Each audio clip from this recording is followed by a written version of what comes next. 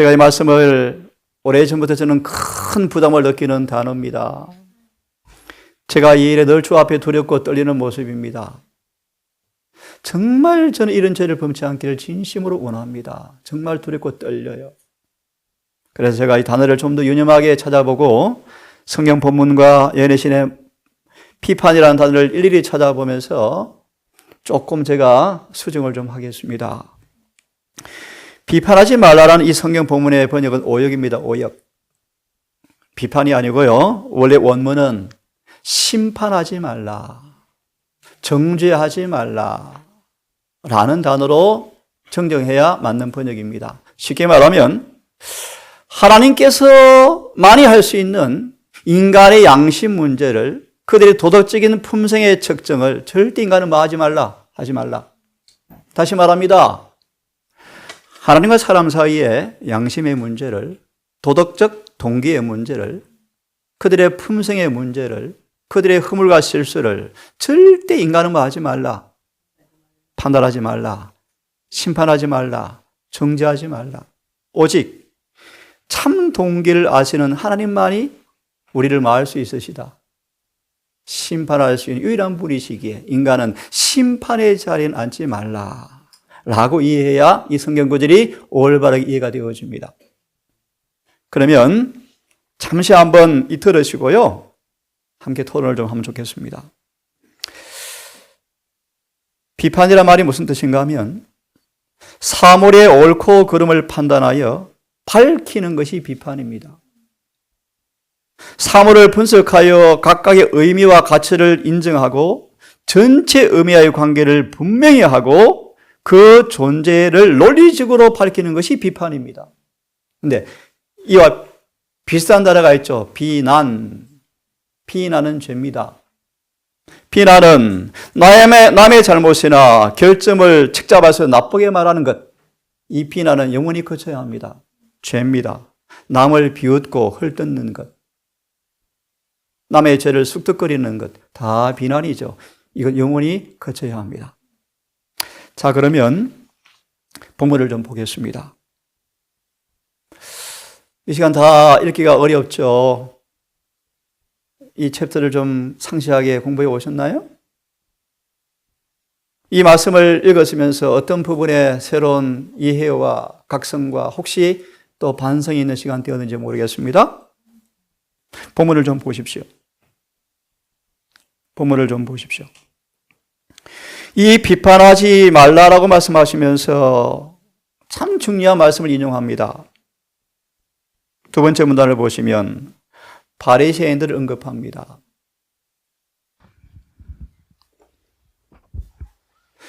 자기 자신의 행위로 구원을 받고자 하는 이 바리새인들은 필연적으로 양심적으로 살아보려고 애를 쓰는 가운데 죄에 대한 방벽을 많이 만듭니다. 예를 듭시다.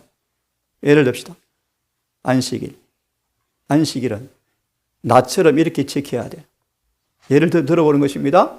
안식일은 2km 이상 걸어가면 안 돼. 유전이란 바리새인들이 세운 조건들이요. 스스로 안식일을 거룩하게 지켜보려고, 안식일의 계명을 더 잘 지켜보려고 조건들을 많이 만들었어요. 안식일은 저 밥하는 건데, 저 일하는 건데, 비판하고 정죄하면서 자기가 가지고 있는 그 수준의 남을 막기 시작하죠. 비판하기 시작해요. 성경이 한 500g 되겠네? 아, 이건 오케이. 호서 역사를 합치면 1kg 되겠네? 이거는 일하는 거야. 이렇게 정했대요. 잘 들어보세요. 하나님 없이 선하게 살아보려고 애를 쓴 바리새인들이 의도는 좋아요. 안식일을 더 잘 지켜보려고 많은 조건들을 만들었어요. 자기 의견, 자기 견해, 자기 감정, 자기 수준을 많이 만들어서 난 이만큼 해서 의로워. 안식일 이처럼 지켜야 돼. 안식일은 잡담하면 안 돼. 오늘 입을 막을 거야. 이런 규정들을 만들었어요. 한 자매가 왔는데 안식일에 인사를 안 해요. 입 벌리면 죄 지을까 봐. 참 안타깝죠. 여러 달을 다니는데 대화를 안 해요. 혼자 앉아 있어요. 죄 지을까 봐. 여러분, 의도는 좋아요. 근데 불쌍한 노예요. 바리새인들의 모습이에요. 다시 잘 들어서 해야 돼요. 저 옷 저렇게 치마가 좀 짧은데? 몇 센치야? 18cm보다 좀 짧은데? 이런 것들요. 그죠? 안식일에 설거지를 해야 될까 말아야 될까요? 정언에 조금 언급되어 있죠. 불필요하게 가급적이면 피해라.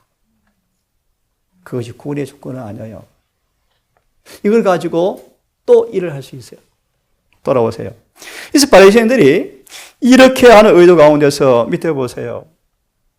모든 것을 자기 중심으로 생각합니다. 그러면서 이런 말씀이 있습니다. 중간에. 그런 사람들의 마음속에는 사랑이 사라져버리고, 서로 간에도 뭐가 사라져버린다? 사랑도 소멸당한다. 그래서 자신의 표준으로 사람들을 자꾸 막기 시작합니까? 제가 하나 간증합니다. 고백합니다. 저는 37년째인데 재림교회 개종하자마자 망설임도 없이 누구한테 배운 적도 없이 양념 모든 걸 다 끊어버렸어요. 왜요? 좋은 음식, 올바른 식사 보니까 그렇게 하래요. 그런 다음 양심의 고백이요. 한 번도 그렇게 먹지 않은 사람을 정죄해 본 적이 한 번도 없어요. 왜 그런가 이유가 있습니다. 믿음으로 마음의 의를 경험하면 남을 정죄할 수가 없어요. 남을 비난할 수가 없어요. 그런 모습에 내 수준에 미치지 못한 사람에 대해서 동정할 뿐이지 그들을 비난하거나 심판할 수가 없다고 저는 믿어요. 자, 돌아보세요. 이 바리새인들은 이기적으로 편협한 비판의 분위기가 마치 고상한 것처럼, 예를 들면 안식 일하지 마라. 안식 일하면 안 돼. 그런데 안식일에 교회를 가는데 한 사람이 상처를 받고 쓰러져 있는 거예요. 안식일에 일하면 안 돼. 치료하면 안 돼. 일하는 거야. 양심은요, 관대한 마음이 자꾸 나오려고 그러는데 억눌러요. 억눌러요. 치료용은 죄 짓는 거야. 그래서 눈 감고 찔끔 감고 갑니다. 그런 모습이요. 가는데 염소 한 마리가 빠져있네. 지금 누구야? 내 거네? 내 염소네? 건져낸다. 그런 뜻이요. 이게 바리새인들의 모습이었죠. 자기 중심적 판단과 마음이 좁은 정탐꾼들이었다. 이렇게 시작합니다. 그들을 주님께서 겨냥하시면서 뭐라고 말씀하시죠? 그들처럼 말하지 말라. 비판하지 말아라.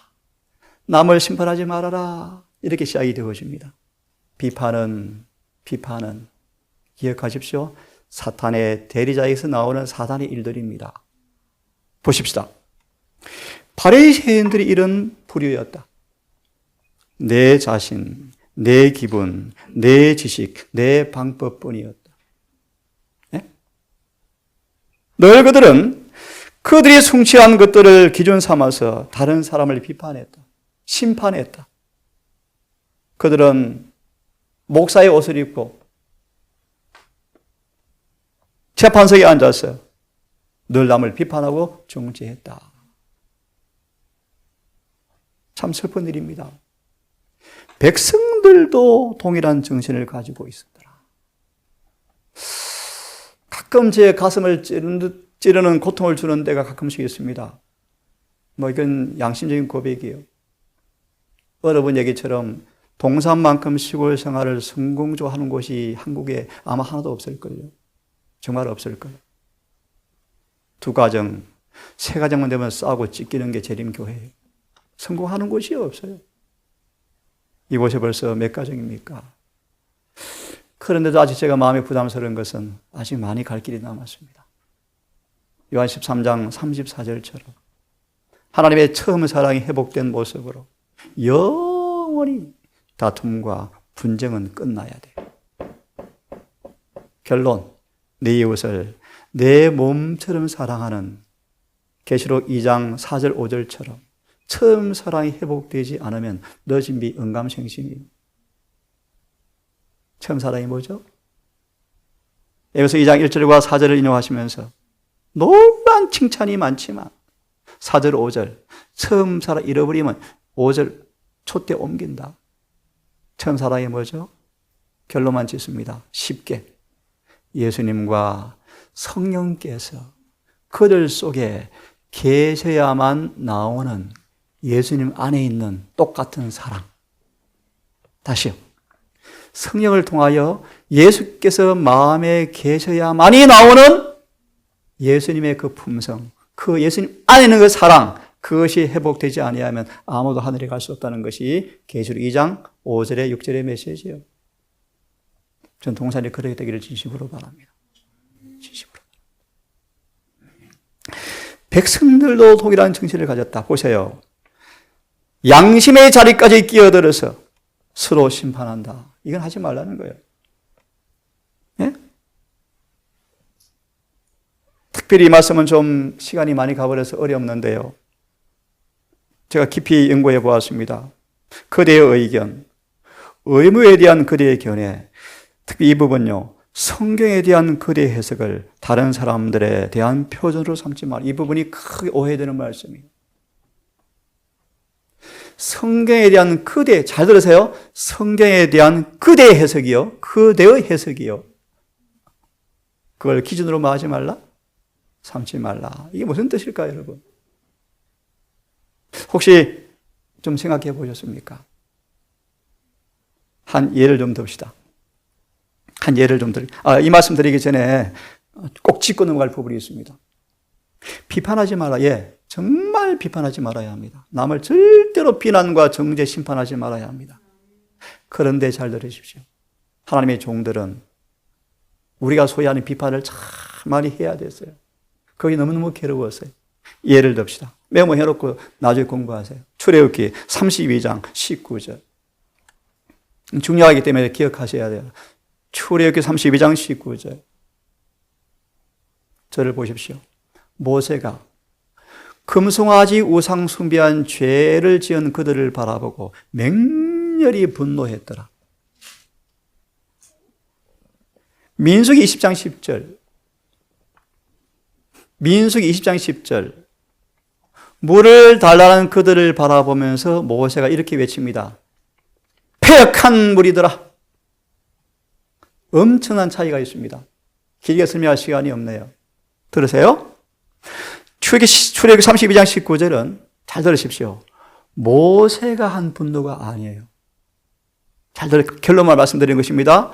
모세 안에 있는 성령께서 모세를 통해 드러난 의분의 표출이었어요.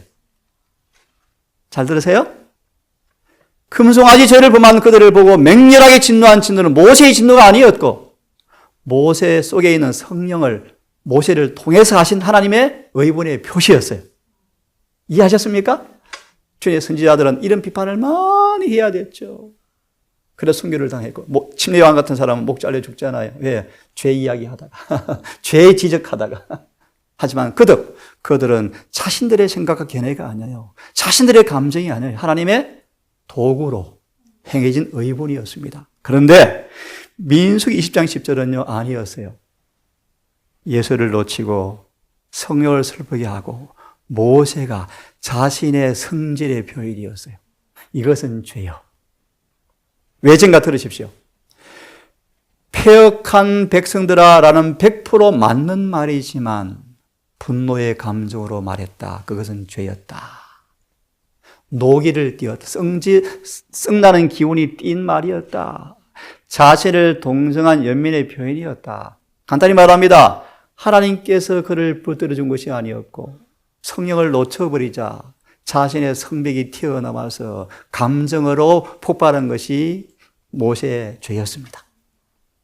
마무리하면 하나님의 종들이 의무가 있죠. 비판을 해야 돼요. 오류를 들춰내야 돼요. 교회에 들어온 죄를 지적해야 돼요. 사람들을 두려워 떨게 만들어줘야 돼요. 그것은 그 자신의 언변과 지식과 지혜와 감정이 아니고 그 속에 계신 성령을 통하여 그 일을 반드시 해야 합니다. 이것은 비판이 아니에요. 하나님께서 하시는 일들이에요. 좀 차이가 있나요? 그래서 제가 늘 숙제입니다. 정말 기도입니다. 하나님, 침례요한 같은 기별이 지금 터져나와야 하는데, 그러려면 이 말씀은 기억하시고 암송하십시오. 기별자는 먼저 거룩해져야 한다. 그래서 제가 두렵습니다. 제가 개종하고 눈물로 기도한 것이 있습니다. 하나님, 저 이 기별 안 해칠래요. 저는 37년 전부터 왕따였거든요. 하나님, 저 예레미야 안 하고 싶어요. 엘리사 하고 싶어요. 엘리사 하고 싶어요. 이 자리에 고백합니다. 행여나 저의 표현 속에 나만 옳다라는 말이 표현되었거든 회개합니다. 전 절대로 그런 모습은 아니고요. 제가 아무리 성경과 성언을 봐도 너무나 말씀을 연구하고 참고해 봐도 양심적으로 너무 분명한 진리인데 이 진리가 가려워지는 것을 두고 볼 수가 없어요. 눈 뜨고 볼 수가 없는 거예요. 오류를, 왜요? 영혼들이 오류의 사슬에 매여서 멸망으로 끌려가는데요. 제가 아직 그런 자격은 없는 사람이지만 제가 그걸 못 보겠는 거예요. 하지만 다시 한번 이 시간 하나님 앞에 용서를 구하고 정말 더 거룩하게 되어서 주님의 완전한 도구가 되어서 가감없이 말씀을 그대로 선포하는 진리와 일치된 그런 사람 되기를 진심으로 바라고 그렇게 되도록 기도해 주기를 간절히 바랍니다. 하나 다시 이제 넘어갑니다. 그들 자신의 성경 해석이 원칙이 되지 말아야 한다. 이 부분은 조금 깊이 고민해 보셔야 돼요. 이게 무슨 뜻인가 하면 바리새인들을 두고 한 말입니다. 근데 정답을 말씀드리죠.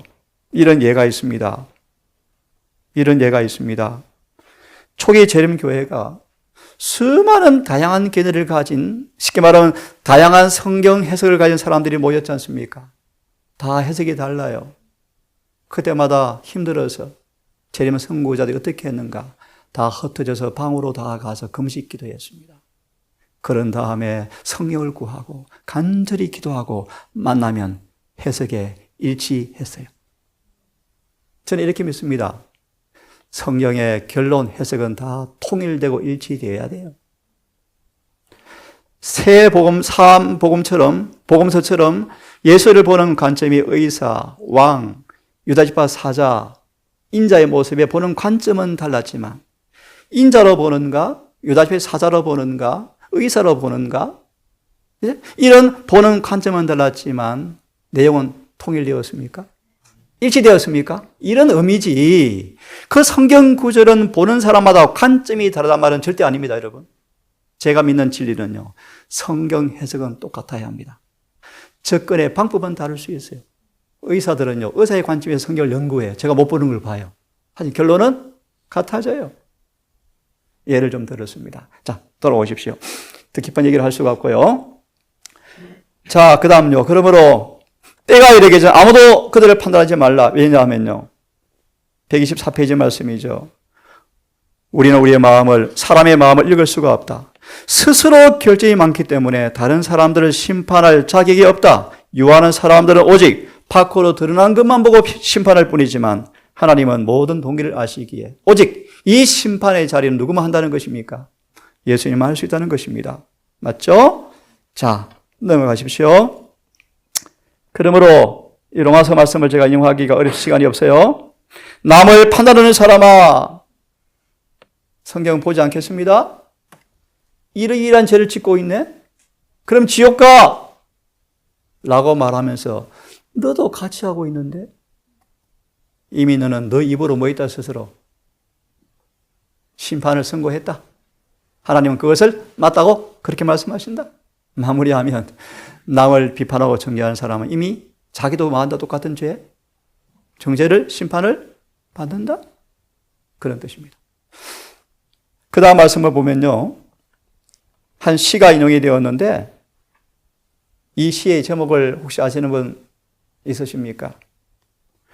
투박한 발은 여전히 수렁을 헤매며 끝없이 꽃을 밟으며 지나가지만, 그 다음 번역은 조금 고쳐야 합니다.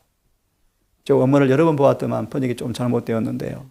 이 시가 에드워드라는 사람의 쓴 시인데 화이트보이는 인용을 했어요. 이 인용된 시의 제목이 뭐냐 하면 바보의 기도입니다. 바보의 기도. 바보의 기도라는 어떤 시인의 시의 한 구절을 인용해 놓았어요. 설명해 드리고 넘어가야 될 것 같은데요. 이런 말입니다. 얼마나 바보들인가 보라는 것입니다. 투박한 발은 여전히 수렁에 빠져있면서 꽃을 계속 짓밟고 있고, 손은 거칠지만 따뜻한 손임에도 불구하고 친구의 가슴을 찔른다.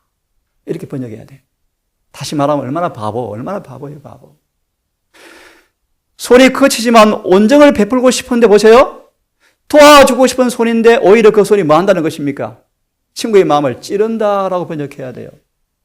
이렇게 우리가 뭐하는 것입니까? 바보였습니다. 이렇게 바보였습니다. 우리는 어리석은 바보였습니다. 우리에게 자비를 베풀어 달라는 기도가 이 기도문이에요.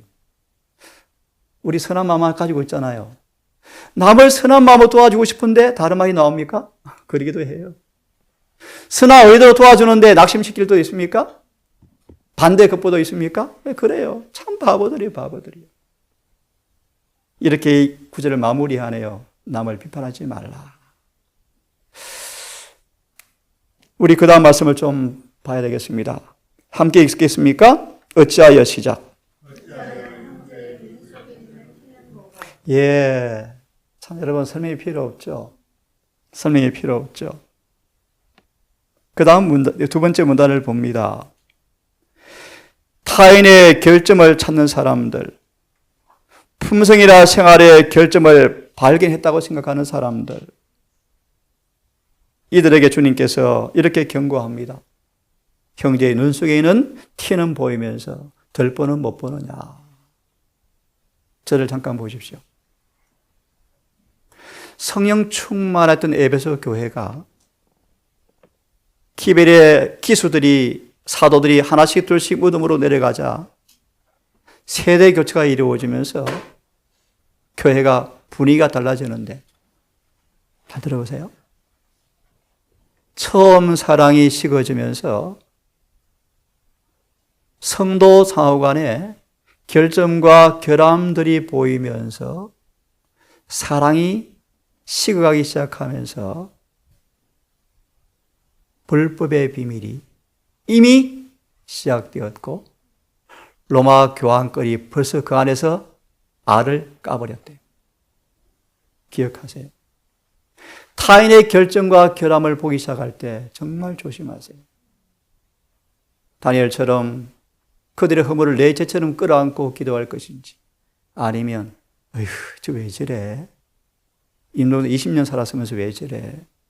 설교를 하시는 사람으로서 저 왜 저래? 저 모양 저 꼴이야.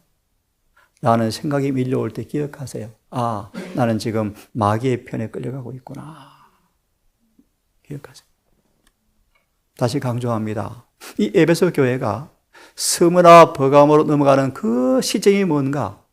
타인의 결함들을 비평하면서 시작이 되었대요. 그렇게 무서운 죄가 비난하는 것입니다. 비판하는 것입니다.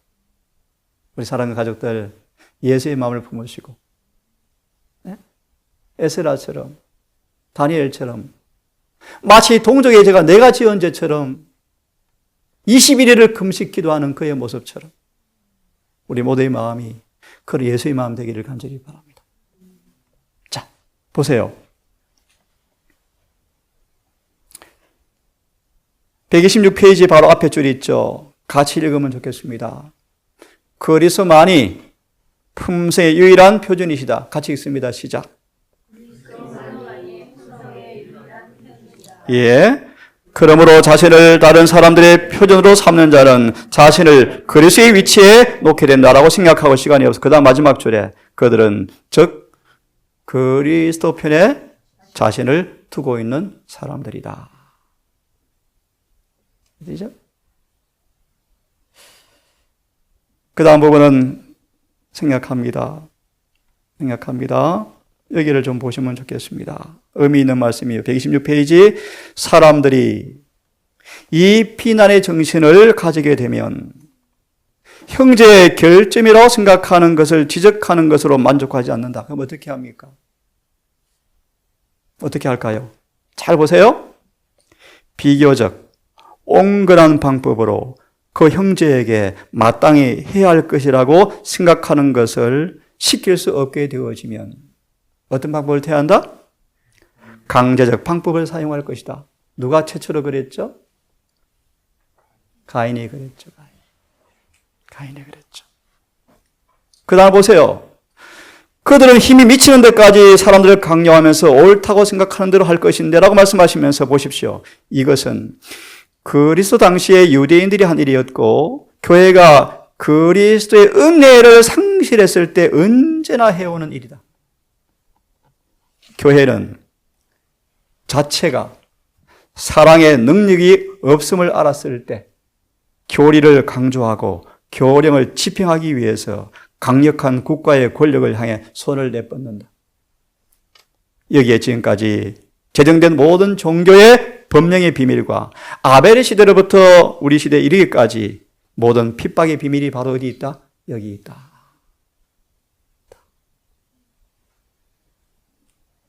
주님은 오직 사랑의 관건을 통해서만 일하신다. 의미심장 말씀입니다.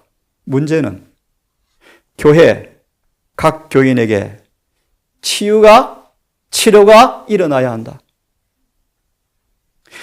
잘못을 지적하고 하려고 하기 전에 자신의 눈에서 먼저 들보를 빼내고 피난의 정신을 버리고 죄를 자복하고 버리는 일이 먼저 우리 교회에서 시작되어야 한다.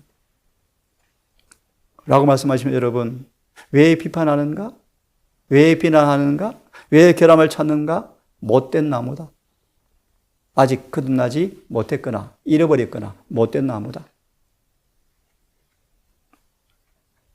그 다음 말씀도 의미심장해요. 남에게 감화를 주려면 평소 선한 감화력으로 살아온 사람만 가능하다. 그 범위까지만 남을 감화할 수 있다. 이런 말씀이요. 그래서요, 이 말씀은 같이 읽으면 좋겠습니다. 너무 중요해요. 128페이지 그리스도께서 그대 안에서 같이 읽습니다. 시작. 영광의 소망이 되시면 그대는 다른 사람을 살피며 그들의 잘못을 공론하는 길을 걷지 않을 것이다. 예, 걷지 않을 것이다. 그러면요, 대신에 예.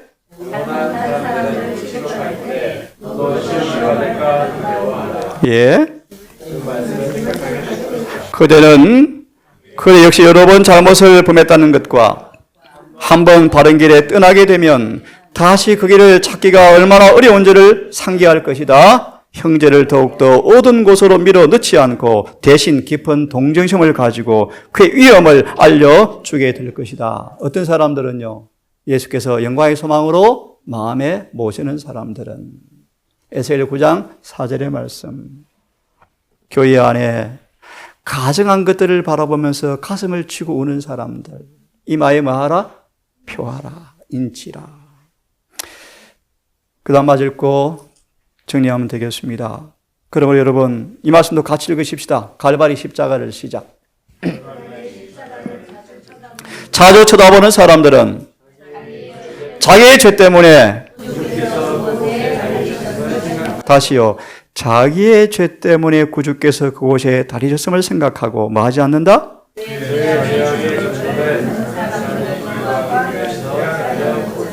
예, 계속.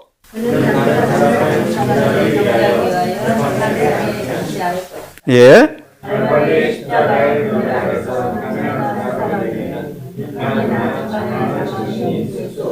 아멘. 칼바리의 십자가의 그늘 아래 행하는 사람들은 결코 비판과 자만의 정신에 있을 수가 없다. 아멘. 제가 읽고 마무리해야 될 것 같습니다. 잘못을 범한 형제를 구원하기 위해서 참 이 말씀 앞에 저도 많이 찔리기도 하고요. 더 많은 기도가 필요합니다. 양심적인 고백인데요. 남은 교회가 위기입니다. 위기. 큰일 났어요. 그런데 제 양심의 고백이요, 이 말씀이에요. 이 말씀이요. 잘못을 범한 형제를 구원하기 위하여 체면은 물론 생명까지라도 버릴 수 있다는 것이 비로소 느낄 때 그의 눈에서 들보를 빼게 되고 형제를 도와줄 준비를 비로소 갖추게 된다. 그래서 침례 요한을 30년간 자아를 빼는 훈련시킨 것입니다. 거룩한 도구로 만든 거예요. 거룩한 도구. 참고로 여러분, 예후가 개혁을 성공적으로 이끌었던 사람이지만 구원을 못 받았어요. 왜요? 예리신에 예후의 정신이 하나님과 조화가 안 되어버렸다. 저는 이게 두려워요. 제 기별이 예리한 기별이고 날카로운 기별인지라 제가 더 의에 젖어 있지 아니하면, 예수의 마음에 푹 젖어 있지 아니하면 예후처럼 될까 두려운 사람이 저요. 하지만 이런 고백은 할 수 있습니다. 너무 명백한 진리인데 이 진리를 절대로 덮을 수가 없어요. 타협할 수가 없어요. 양보할 수가 없는 거예요. 마저 읽고 끝내겠습니다. 거룩한 계획이라는 말씀에서 우리 같이 읽으면 좋겠습니다. 그대의 품성을 통해서 같이 읽고 이런 말씀들을 마음에 딱 기억하면 좋겠습니다. 그대의 품성을 통해 같이 읽습니다. 시작. 그대의 품성을 통해 그리스도께서 나타나실 때 그대가 접촉하는 모든 사람에게 참 중요하죠. 그 다음 마저 읽습니다. 매일